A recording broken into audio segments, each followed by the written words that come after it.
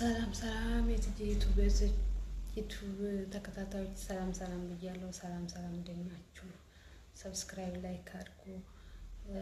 ዛሬ ይዤ የመጣሁት አንዳንድ ራስ ወዳድ ሰዎች አሉና ለነሱ ነው እና በተለይ በገንዘብ ጉዳይ ነው። ያው የማዳም ቅመሞች እህቶቼ እኔም እንደሌላው ሰው እናንተም መምከር እፈልጋለሁ። ሌሎቻችሁም እኮ ነው እኔ ካኖርኩት ካየሁት ካሳለፍኩት ከሁሉም ነገር ከልምድ ነው ያካፍላችሁና ብራችሁን አበድሩኝ ይሏችኋል።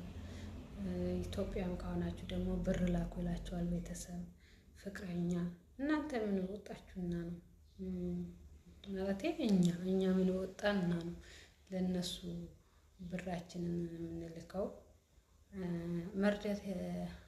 መርዳት ያለብን እንረዳለን። ቤተሰብ አቅመ ደካማ ቤተሰብ ሊኖረን ይችላል፣ አባት እናት ማለት ነው። እና ለነሱ የሚገባቸውን እርዳታ ማድረግ እንችላለን። ከዛ ውጭ ግን ይሄ አልቋል ይሄን ላኩ ደግሞ አበድሩኝ ሲሉ ራሱ እኮ አይፈሩም። እኔ አንድ ዘመዴ ነውና ዘመዳችን ነውና ብር ደግሞ ሲጠይቁ አይፈሩም። ብር 100,000 ብር አበድሩኝ 100,000 ብር አበድሩኝ አለ እና 100,000 ብር አበድሩኝ እንዴ! ይሄ እኮ ብዙ ነው። እንግዲህ 100,000 ብር እኔ ለእነሱ የማበድረው ካለኝ እኔ ለራሴ ለምን ከሀገር ወጣሁ እና 100,000 ብር ለምን አበድራለሁ? 100,000 ብር ያቸውማ እንዴ ቀለል ላፋቸው ራሱ ድፍረታቸው ራሱ እና እንደዚህ ነው የሚሉት። ቤተሰብ ስታረጉለት አሁን ዛሬ 10,000 ብር ካሰጣችኋቸው የዛሬ ወር ደግሞ 20,000 ብር ወይም 30,000 ብር ለምን አልሆነም ይላሉ። እና ሁል ጊዜ በአመት አሁን ለምሳሌ 4-3 የምትልኩ ከሆነ ደግሞ በቃ ከዛ እንድታሳንሱት በቀናት እንድታረጉት እንትን ይላሉ።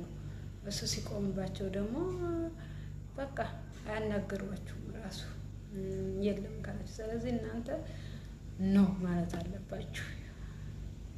እምቢ ልማዱ። እስኪ እምቢ ለራሳችሁ ኑሩ። በቃ ለራሳችን ለነሱ ሳይሆን ማለት ነው።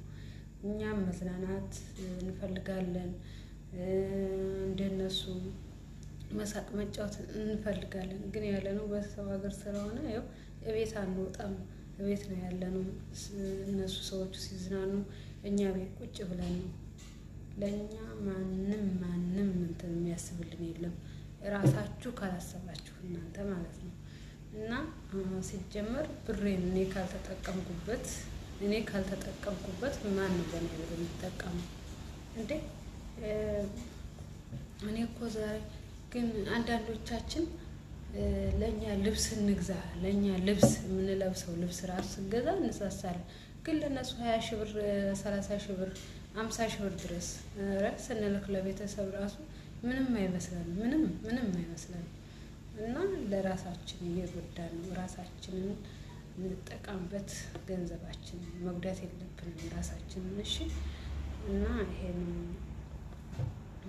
አንዳንዶቻችን ብንመከርም አንሰማም። እና እነሱ እዛ ላይፋቸውን እያሳለፉ ነው። አሁን ልምጣ ምናምን ስትሉ በአሁኑ ሰዓት ደግሞ ምን ልታረጉ ነው የምትመጡት? ኧረ ኑሮ ችግር ነው የሚበላ የለ ምናምን ነው የሚሉት በአሁኑ ጊዜ ደግሞ ማለት ነው። እና እነሱ እዛ ላይፋቸውን እያሳለፉ ቤተሰብ ይሆናል ጓደኛ ሸም ይዟችሁ ብር ላኩ ሲሏችሁ ያለምንም ምክንያት ብር እንዲያትልኩ። ብር ያለምንም ምክንያት ማለት እሱም ራሳችሁን በተመለከተ ምናልባት አባት እናት ይኖራችኋል። እሺ ለእነሱም በአግባቡ ማድረግ ትችላላችሁ እንጂ ለሁሉም ሰው እሺ ብላችሁ አትዘልቁት። ለሁሉም ሰው ስጦታ ልግዛ ብላችሁ አትዘልቁት። እኔ ነገራችሁ ራቁታችሁን ነው የምትቀሩት። እና ለራሳችሁ ኑሩ። በተለይ የማዳም ቅመሞች ምንም ስትሄዱ ደግሞ ለራሳችሁ ቤት ተከራይታችሁ ከዘመድ ጋር ከሆናችሁ ልብሳችሁን ምናችሁን ራቁት ነው የሚያስቀራችሁ እና ራሳችሁን ችላችሁ ነው። እድሜ ይሄዳል፣ ብዙ ነገር አለ። በኋላ ነው የሚቆጨን፣ በኋላ ይቆጨናል፣ በኋላ ይቆጫል። እና እንደ ምሳሌ አንዷ እዚህ ስሪላንካ ናት፣ ባንግላዴሽ እዚህ እኛ ጎረቤት ነበረች እና እሷ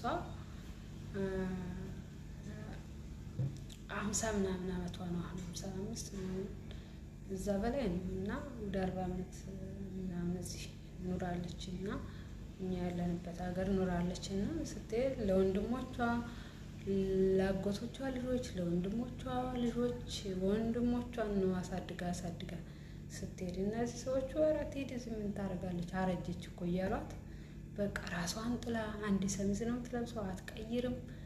እና እኔ ግርም አለኝ እና እኔ እና ጓደኛዬ ግርም ይለናል። እንደዚህ እንዲያልሆን ጠንክረን እንስራ እና ብራችንን ቆጥብላታለሁ። እኔ ጓደኛ ያለች እዚህና በጣም ግርም የሚለኝና ከአሁኑ ያላጠራቀምነው ገንዘብ ከአሁኑ ያልያዝነው ገንዘብ ከየት ይመጣ እንዴ? አንድ ሰው እኮ ነገ እናን ኢትዮጵያ ሆናችሁ እናንተ 100 ብር ብትበደሯቸው እንቅ አድርገው ይዘው ነው የሚቀበሏችሁ ማለት ነው። ባላችሁት ቀን ካልመለሳችሁ እንትን አይለቋችሁም፣ እርግጠኛ ነኝ። እና ግን ከኛ ግን 10 ሺህ ብር 15 ሺህ ብር 20 ሺህ ብር ቤተሰብ ራሱ በቃ ምንም አይመስላቸው። በቃ ለመዱ ከኛ በቃ ለምደዋል። ስለዚህ ራሳችንን ማስተካከል ያለብን ከችግር ለመውጣት ነው የመጣ ነው። በቃ እንደ ኢትዮጵያ ያሉት እኮ እንደኛ ቤተሰቦቻቸውን እህት ወንድሞቻችን እነዛ ትዳር ያዙት እኮ ለአባት ለእናት እኮ ምንም አያደርጉ፣ ይመጣሉ ይጠይቃሉ። እንደውም ከእነሱ ነው ይዘው የሚሄዱት። እና እኛ ግን እኛ ጋር ሲሆን ግን በቃ እንበዘበዛለን። እና ይሄ ጥሩ አይደለም። ለህይወታችን ማሰብ አለብን፣ ለወደፊታችን። እንደ ስንቱ ነው ቤት ሰርተው ስሩልኝ ብለው ምን ብለው እያታለለ ቤተሰብ ራሱ ፍቅረኛ አንተው ቆይ በሱን በሌላ ቀን እንነጋገርበታለን። እና ለራሳችሁ አስቡ፣ ቅድሚያ ተዝናኑ። ይህን እነሱ እየላካችሁ እንትን የምትሉበትን ብር ኢትዮጵያ ሄዳችሁ ትዝናኑበታላችሁ። የስንት አመት ቤት ካላላችሁ ቤት ተከራይታችሁ ትቀመጡበታላችሁ። ይጠቅማችኋል ብሩ። ልብስ ገዙበት፣ ዘንጡበት። እስከ መቼ ነው እንዴ? እነሱ እዛ እንደፈለጉ እየሆኑ ቸግሮና ምናምን ይስሩና እንትን ይበሉ ማለት እሺ፣ አባት እናት ችግር የለውም እንደዚህ ነው። እና እንደዛ ለማለት ይሄን ለማለት ያክል ነው። እስቲ ደግሞ በሌላ ቪዲዮ እመጣለሁ ተመልሼ።